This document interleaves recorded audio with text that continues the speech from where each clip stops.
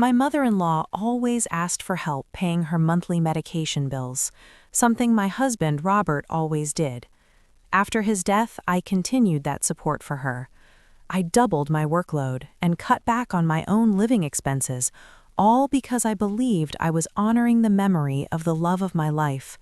It was a way of keeping him alive inside me. I was so naive to maintain this religiously for 2 years that I'm consumed by shame and anger every time I remember it. It was in the 26th month, when I was going to leave the money in my mother-in-law's hands, that my banking app seemed unwilling to work all week. Probably a conspiracy of fate, so I could discover what I once believed to be unimaginable. While driving down the street, I called my mother-in-law. "Hi, Serena, I'm almost there. Are you home already?" "Hi, my dear. How good it is to hear your voice. I haven't arrived yet, but I'm on my way. I needed to stop by the market to buy ginger for my pain. I won't take long." I ended the call as I turned the corner onto her street. I parked and got out of the car to admire the neighbor's garden next door. I remembered the first time, at 19, after a party, when my late husband brought me to his house for the first time and picked a purple tulip from the neighbor's garden to give to me. That garden is still as beautiful as it was 11 years ago, and the butterflies seem to agree. The ache of missing him still tightens my chest enough to make my eyes well up, but I quickly snapped out of it when I noticed I was being watched by the neighbor. I gave her a forced smile. More than once she had argued with me and my husband because of the passionate kisses we shared in front of that garden.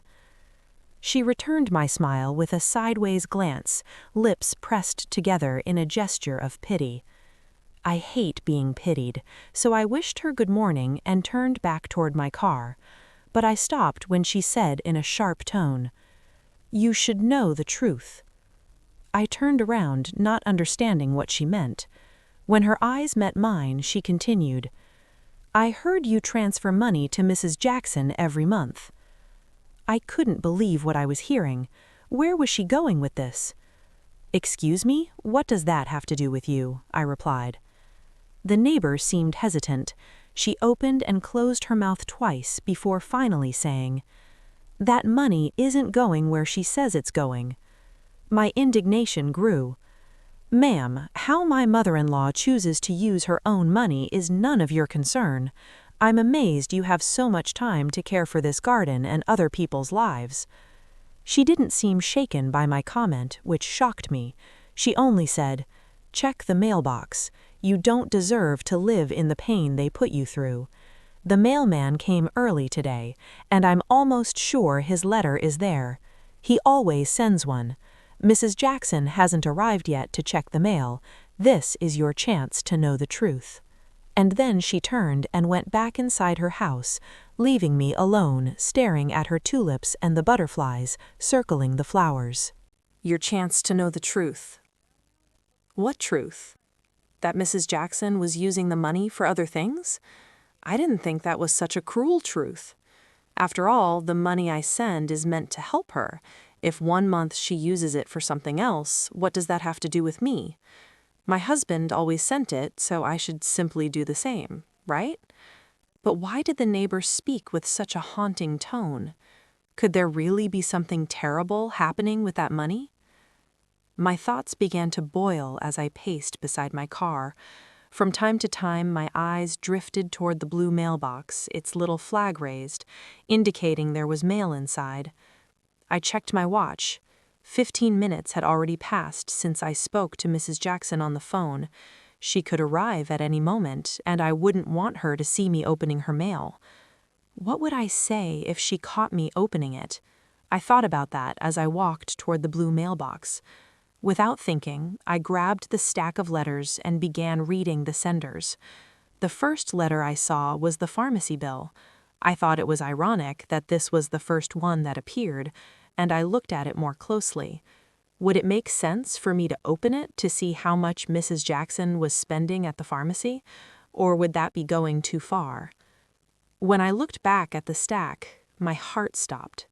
I forgot to breathe. and time seemed to slow. The handwriting on the next envelope was one I knew very well, one I thought I would never see again in my life. From Robert Jackson, Hamilton, Ontario, Canada, to Serena Jackson, Atlanta, Georgia, USA. This had to be some kind of sick joke, I thought. That old woman must be playing a prank on me. She was the one who told me to check the mail. I didn't know what she gained from this. What a tasteless joke. I looked around to see if I was being watched, and in the distance I saw my mother-in-law turning the corner onto her street. I quickly looked for the envelope, slipped it into my pocket, returned all the other mail, and closed the mailbox as quickly as I could. I turned and saw her, Serena, walking toward the house with grocery bags, her steps quick despite her usual complaints. When she spotted me, her face softened into that familiar expression, polite affection with something guarded underneath. "There you are," she said. "I told you I wouldn't be long." I handed her the envelope with the $400, and her fingers closed around it too fast, like she was afraid I'd change my mind. "Thank you, honey," she said, and her eyes flicked, just once, toward the mailbox. A small movement, a quick check. My pocket felt heavy with the letter I had no right to take. We went inside. The house smelled like lemon cleaner and something sweet simmering on the stove.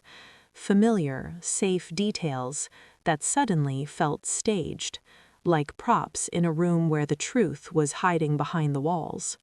Serena set the grocery bags down and turned toward me. "You look tired. Are you working too much again?" I heard myself answer, "Just busy." My heart hammered against the envelope in my pocket. I couldn't sit with it. I couldn't breathe with it. Every second it stayed unread felt like I was choosing ignorance on purpose. I forced a small laugh, pointed toward the hallway. "I'm sorry, can I use your bathroom? The drive." "Of course," she said quickly. Too quickly. I walked down the hall with my legs trying to betray me.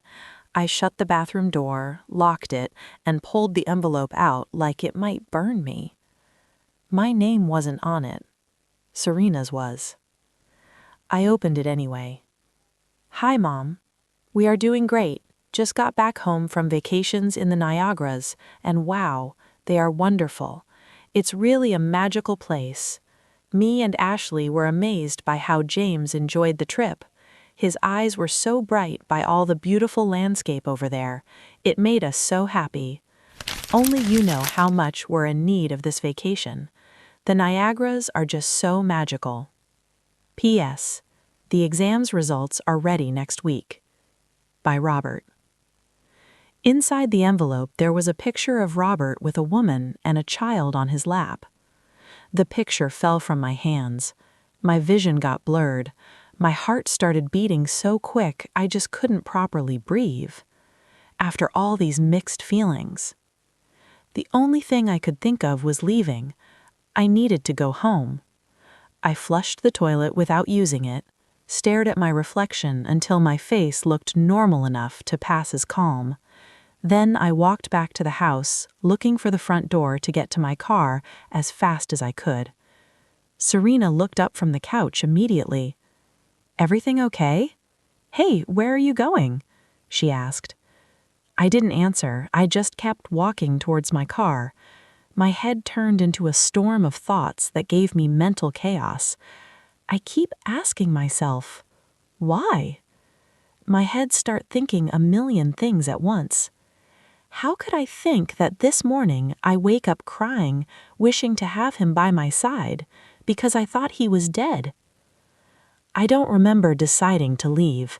I remember the steering wheel under my palms, the road unfolding in front of me, the red lights turning green and then red again. My body knew what to do, even if my mind had stopped participating. I drove the same way I'd driven 100 times before, following turns my muscles remembered better than I did.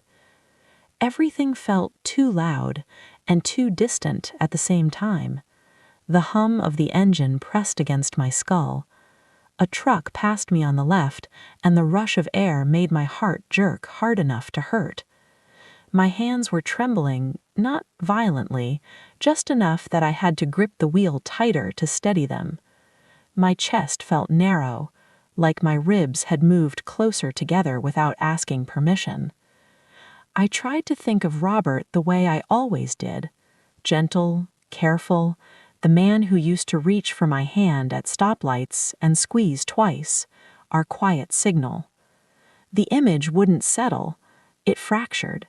I saw his smile, then the handwriting on the envelope, then the photo sliding out and hitting the tile. The three images refused to line up into a single memory.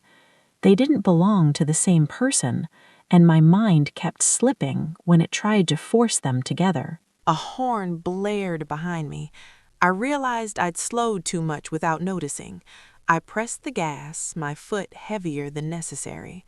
The movement sent a sharp pulse through my chest, a reminder that my body was still here even if everything else felt suspended. At a red light, I noticed my fingers were white at the knuckles. I loosened my grip and felt a wave of weakness rush through my arms, like I'd been holding something up for too long.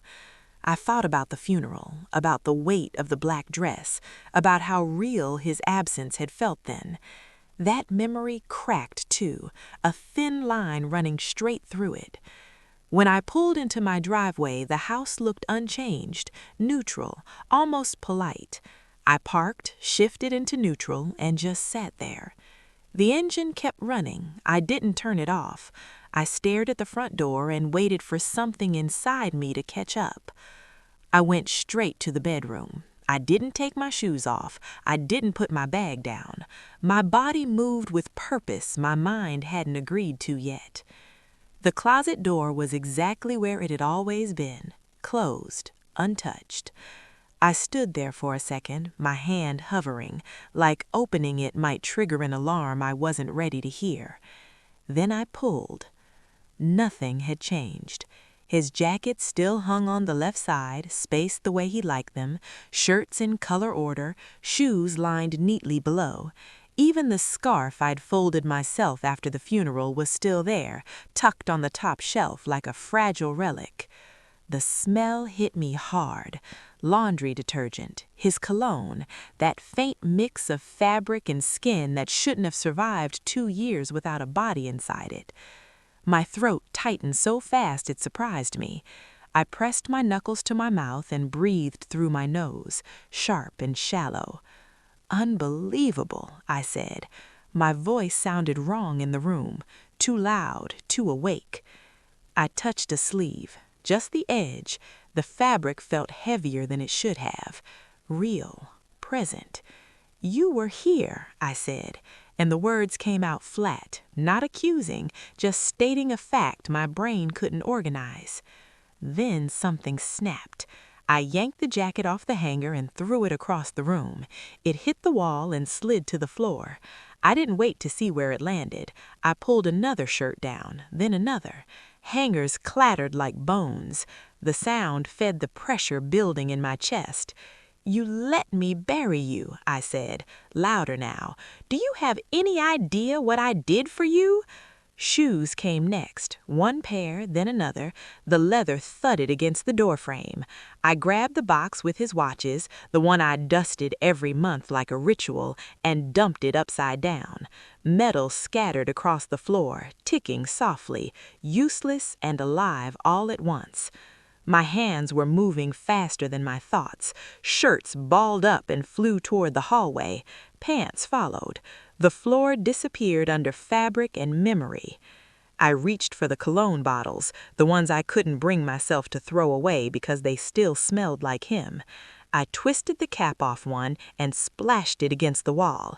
The scent exploded in the air, sweet and choking.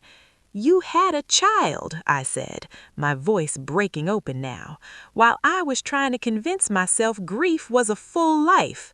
I ripped the scarves down, the belts, the ties he wore to weddings we never had children to attend. My chest burned, my arms shook. I was crying without feeling it, tears dropping onto clothes that no longer felt sacred. I grabbed trash bags from the kitchen and started shoving everything inside. Fast, violent, no sorting, no mercy. "You let your mother take my money," I said, breathless. "You let her watch me disappear." The last hanger came down with a crack. Silence rushed in behind it, heavy and sudden. I looked up. The closet was empty. Just white walls, a bare rod, dust where his shoes used to be. My knees gave out before I realized they were bending. I sank to the floor, surrounded by bags and scattered buttons and broken plastic. I waited for relief. It didn't come. There was no victory, no calm, just the hollow echo of space where a life had been preserved too carefully for too long. I stayed there, pressed against the closet wall, breathing hard, surrounded by absence. I sat on the floor longer than made sense, the trash bags sagging around me like witnesses. My body had burned through its rage and left me in a quieter, sharper place. My chest still hurt, but the noise inside my head had thinned enough for a single thought to land. The letter. I pulled it from my pocket again, the paper creased now, softened by my grip. I unfolded it slowly, like it might resist me if I rushed. I read it once without blinking, then again, slower. "We are doing great." The word "we" scraped against something raw. I stopped at the picture this time. I didn't look away. The woman's face was calm, familiar in a way that made my stomach turn. She fit beside him too easily, her shoulder angled into his like she belonged there. The child on his lap was small, dark-eyed, leaning into Robert's chest with a trust that made my hands go cold. I thought of the appointments, the quiet rooms, the careful language doctors used when they ran out of answers, the way Robert used to squeeze my knee under the table, hopeful and apologetic at the same time. I had carried that failure like a private flaw, something wrong with my body that couldn't fix. And yet here was his child, alive, smiling, real. The anger I had aimed at him shifted, heavy and disorienting. Not gone, just rearranged. Serena's voice replayed in my head. The illnesses, the urgency, the way her hand closed around the envelope every month, the ease with which she'd watched me sacrifice, watched me shrink, all while her son built a life I wasn't supposed to know existed. She hadn't been protecting him. She'd been controlling the story. My grief had been convenient. I folded the letter carefully, my movements precise now. The chaos in the closet hadn't fixed anything, it had only cleared space. And in that space, something steadier began to form. I stood up. My legs trembled, but they held. I looked at the picture one last time, then slid it back into the envelope. I didn't tear it. I didn't throw it away. I picked up my phone and opened the calendar. My thumb hovered for a second before I searched flights. Hamilton, Ontario. I wasn't ready to confront him, but I was done not knowing. I booked the ticket before doubt could talk me out of it. Canada felt flatter than I expected, quieter. The airport lights were too white, the air too clean, like the place hadn't decided what it wanted to be yet. I followed signs without reading them, dragging my suitcase behind me, my body moving while my thoughts lagged a few steps back. Everywhere I looked, people were arriving to be met by someone, arms around shoulders, laughter breaking through the sterile noise. I kept my eyes forward. If I slowed down, I knew I'd start looking for him without meaning to. At the rental counter, the clerk asked routine questions in a calm, practiced voice. I answered automatically. When he slid the keys across the counter, the weight of them surprised me. Too real, too final. The car was dark gray, almost black, with tinted windows that reflected my face back at me in pieces. I stood there for a second before opening the door, grounding myself by pressing my palm against the cold metal. The smell inside was unfamiliar. New upholstery, faint disinfectant, nothing personal.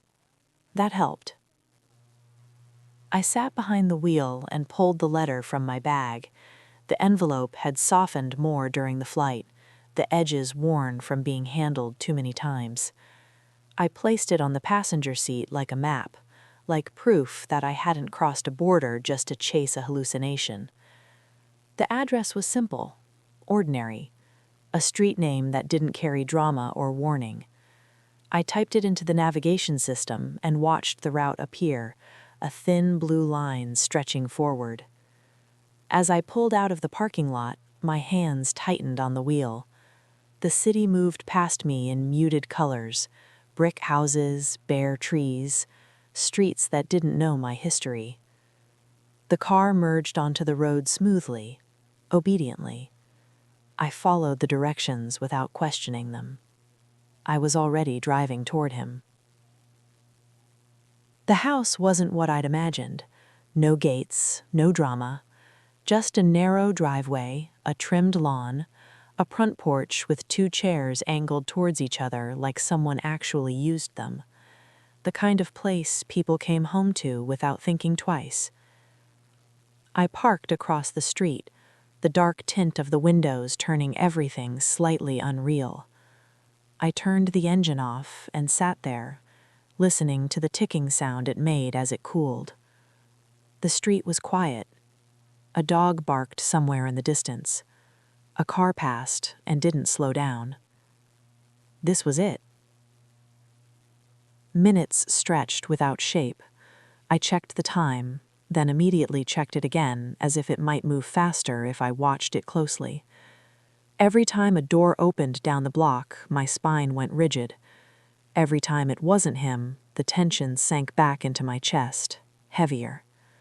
I studied details I didn't need to know. The crack in the sidewalk near the mailbox, a child's bike leaning against the fence 2 houses down, the way the curtains in his living room shifted when the heat kicked on. Proof of life.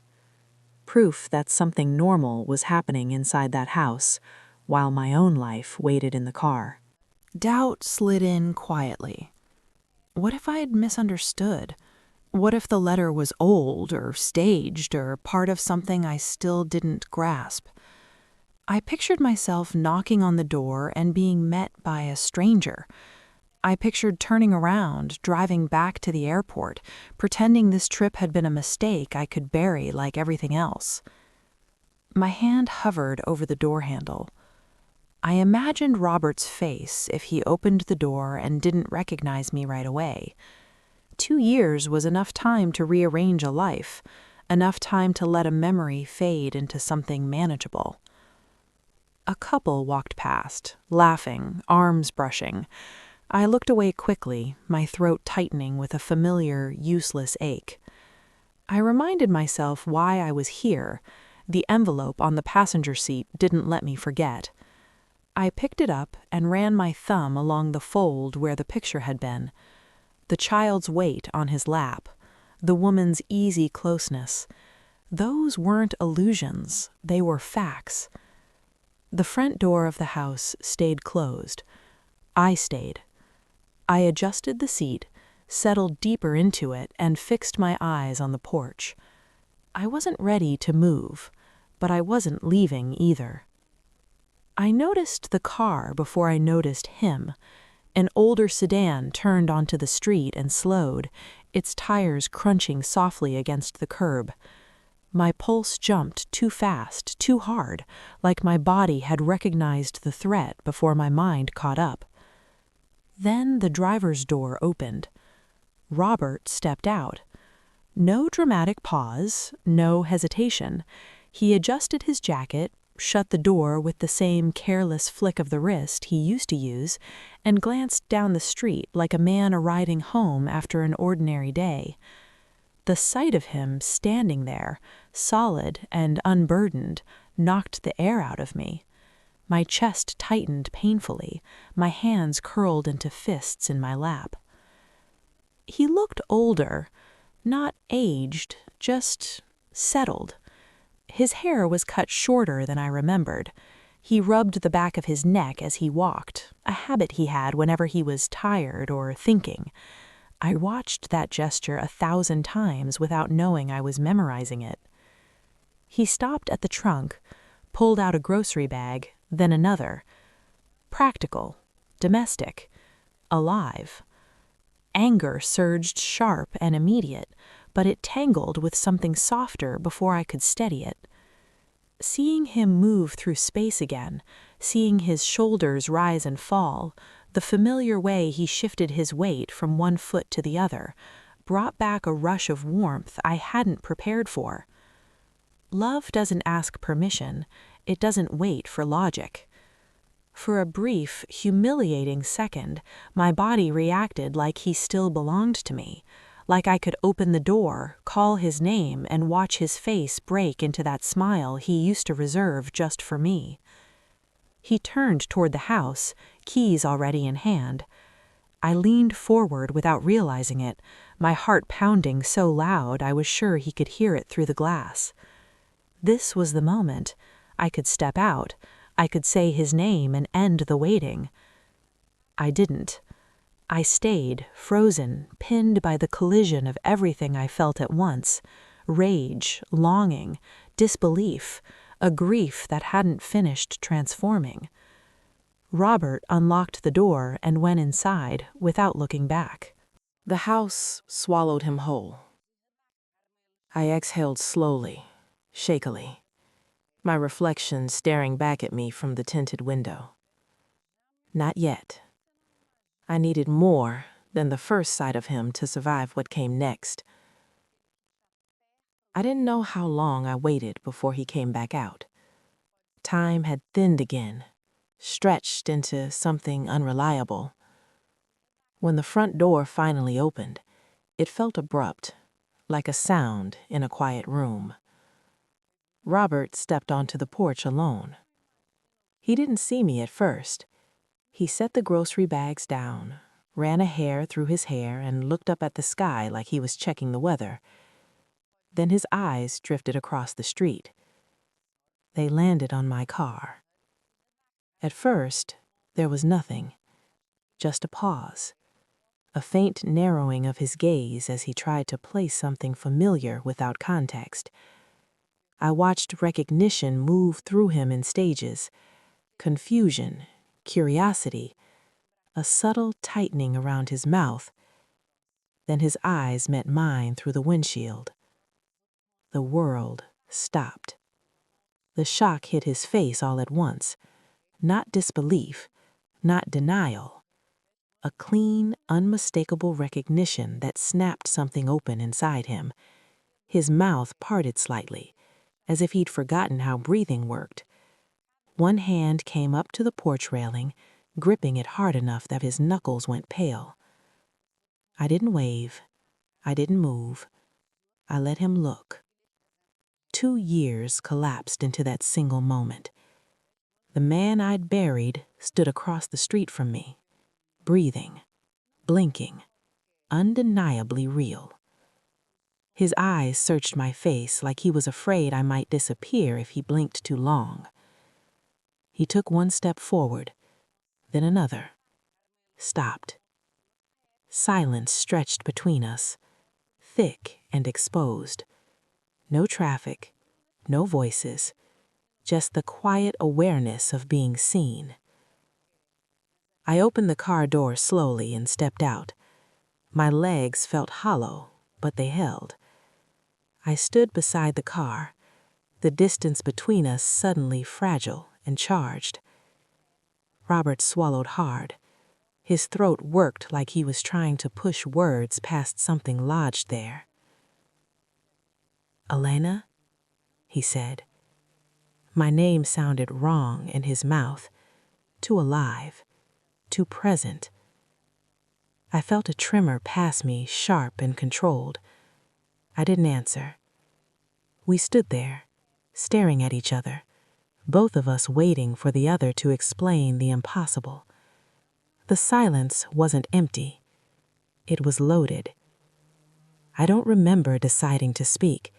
The words were already there, pressing against my chest, demanding space. If I didn't let them out, I knew they'd turn inward and rot. I buried you, I said. My voice didn't shake the way I expected it to.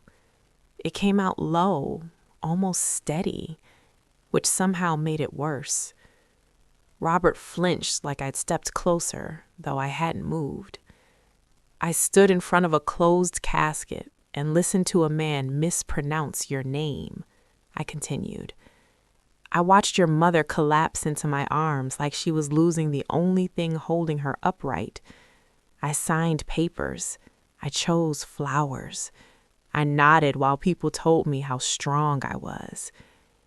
He opened his mouth, then closed it again. His eyes were glassy now, fixed on my face like he was afraid to miss something important.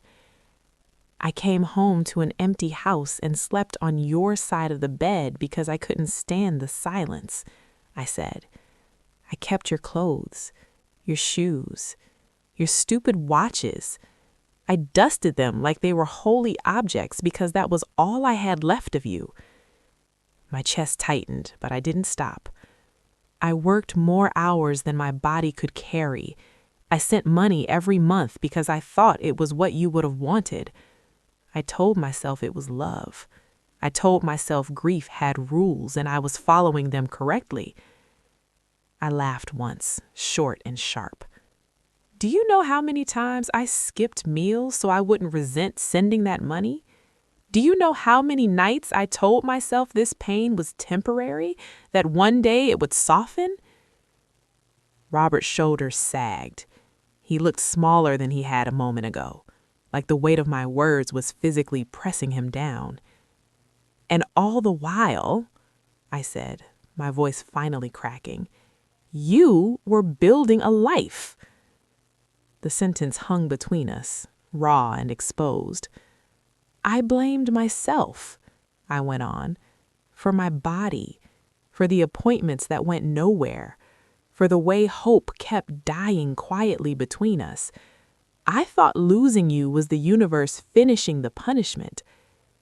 I gestured toward the house behind him, and then I see her and the child, and suddenly I'm not just grieving a dead husband, I'm grieving a life that replaced me. Tears blurred my vision, but I held his gaze. I loved you while you were alive. I loved you while I thought you were dead. I loved you while you let me believe I was alone in the world. My hands trembled now. I didn't hide it. I don't know who you are, but I know what you let me become. Silence followed, heavier than before.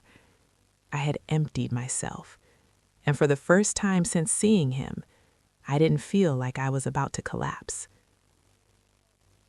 Robert's face crumpled in a way I'd never seen before. Not controlled, not careful. Whatever he'd been holding together gave up all at once. He shook his head slowly, like denial might rewind time. It didn't. His breath hitched, sharp and uneven, and then he covered his mouth with his hand as if the sound trying to escape him was too much to let out. His shoulders started to tremble. Real trembling, the kind that doesn't care who's watching. "I'm sorry," he said, and the words broke apart on the way out. "Elena, I'm so sorry." Tears spilled over unchecked.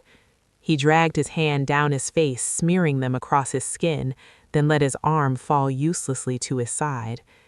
He looked exposed now, stripped of whatever version of himself had walked onto that porch minutes earlier. "I didn't think you'd ever look at me again," he said, voice cracking. "I didn't think I'd ever have to face you." He took a step toward me, then stopped himself, like he didn't deserve the ground between us. His chest rose and fell too fast, his breathing shallow and frantic. "I know there's nothing I can say," he went on. I know apologies don't touch what I did to you, but please," his voice collapsed into a sob, "please believe that I never stopped loving you." The sentence landed wrong. Too late, too heavy, but it was honest, and that made it hurt more. "I wake up every day knowing I destroyed you," he whispered. "I carry it with me everywhere." He wiped his eyes again unsuccessfully. His gaze dropped to the pavement, ashamed, broken open. "I don't expect anything from you," he said. "I don't deserve forgiveness. I needed you to know I see what I did now. I see all of it." He finally looked back up at me, eyes red, unguarded.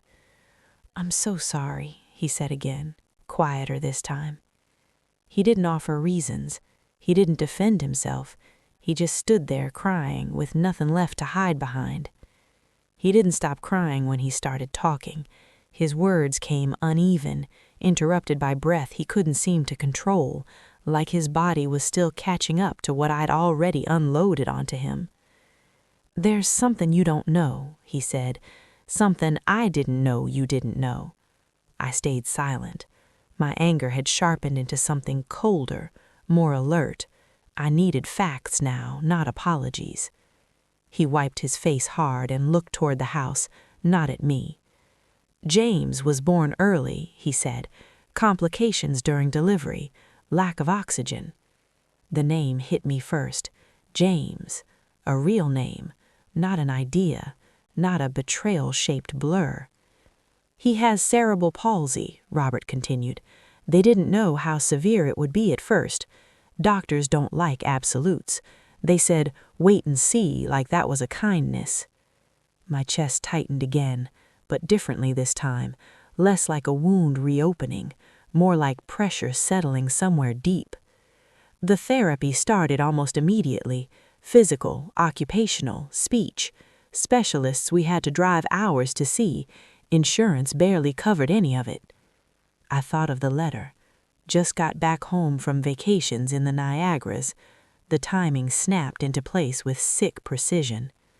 "The Niagara trip wasn't a vacation," he said, as if reading my mind. "It was the only place we could find a clinic willing to take him on short notice. Experimental program, out of pocket." He let out a broken laugh. "Ashley tried to make it sound lighter in the letter, like we were just living." The image I'd been holding, the smiling photo, the illusion of ease, fractured. The child on his lap wasn't just a symbol of replacement. He was a responsibility that had rearranged everything. "I didn't know about the money," Robert said suddenly, turning back to me. Panic edged his voice. "I swear to you, Elena, I didn't know my mother was taking anything from you." My jaw tightened. "She said it was for medication." He shook his head hard. "She told me she was struggling, yes, but she never said you were the one paying. I thought she was using savings or credit or—" His voice broke again. "I never would have let her take it from you." Serena's efficiency snapped into focus. The urgency, the precision, the way she'd insulated him from the truth while bleeding me quietly. "She said she was protecting you," I said flatly. Robert laughed bitterly through tears. "She was protecting control." The rage I'd been holding shifted, heavy and exhausted. It didn't disappear, but it lost its sharp edge. In its place came something older, familiar. Grief.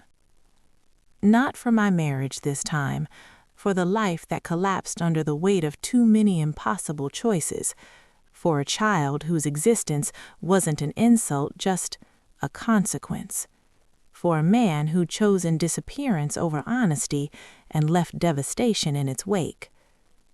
"I didn't die," Robert said, voice barely there, "but I destroyed you anyway." I looked past him at the house, at the porch chairs, at the ordinary quiet of the street.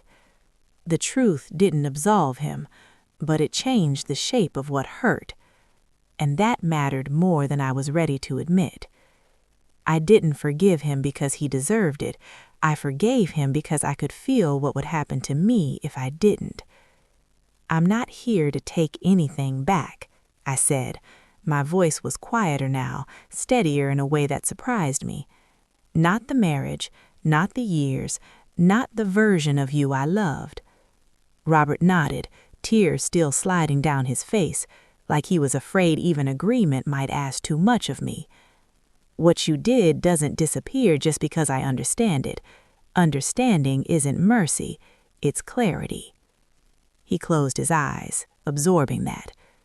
I forgive you, I said. The words landed cleanly, no hesitation, no drama. Not because what you did was small, but because I refuse to carry it anymore. His breath hitched again, sharper this time. Relief flickered across his face, quickly followed by something heavier: acceptance. He didn't reach for me. He didn't ask what forgiveness meant. He waited. I won't be part of your life, I said, not as a secret, not as a memory you visit when things are hard. I won't meet your son. I won't know your wife. That door is closed. He nodded, again, slower now. And you don't get to check on me, I added. You don't get updates. You don't get to know if I'm happy or lonely or healed. That's the boundary. My hands were steady at my sides. My chest still hurt, but it wasn't collapsing inward anymore. I loved you honestly, I said. That matters to me. What you did with that love doesn't erase the fact that it was real. Robert looked at me like he wanted to memorize my face, like this was the last version of me he'd ever be allowed to see. Take care of your child, I said. That's where your responsibility lives now. He nodded, unable to speak. I turned away before he could say anything else. Forgiveness didn't require closure from him. It required me to leave intact. I walked back to my car without looking back. And this time, I didn't hesitate before opening the door. I didn't raise my voice when I saw Serena. I didn't need to. Whatever power she'd held over me dissolved the moment I stopped trembling in front of her. She looked smaller than I remembered, older. The control was still there, though, tight in her posture, sharp in her eyes.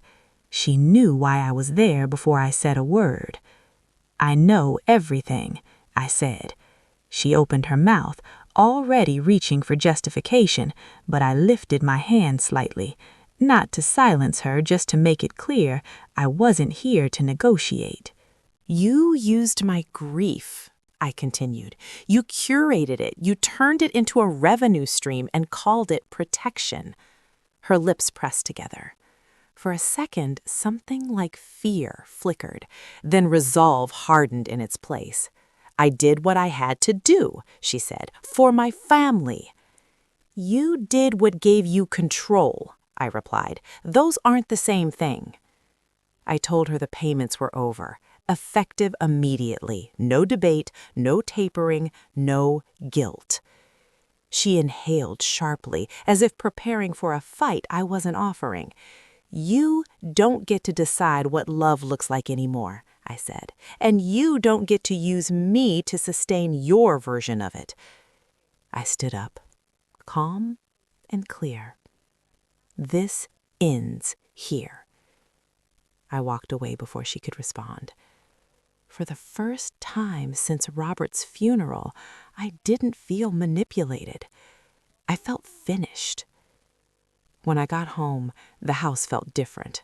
Not lighter, just honest. I dropped my keys on the counter and stood there for a moment, listening. No echo, no ache demanding to be filled, just quiet that belonged to me now. The next morning, I walked past the neighbor's garden on my way to the mailbox.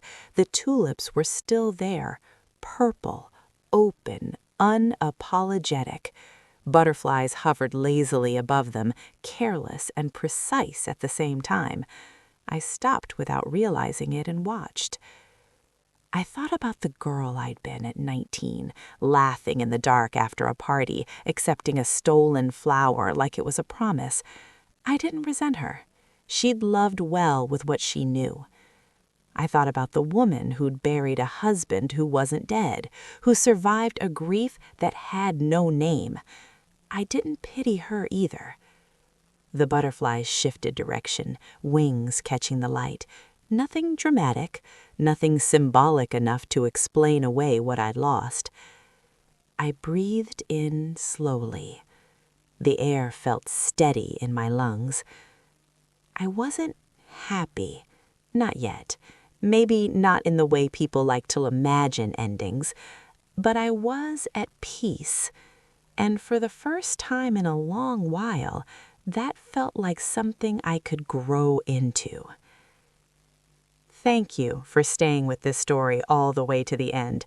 If it moved you, surprised you, or made you think, click the hype button and let me know what stood out to you most. I'd also love to hear your thoughts or your own experiences in the comments. I know our craving for more powerful emotional stories, so if you want more powerful emotional stories, hit the like button to support the channel and subscribe so you don't miss the next one. See you soon.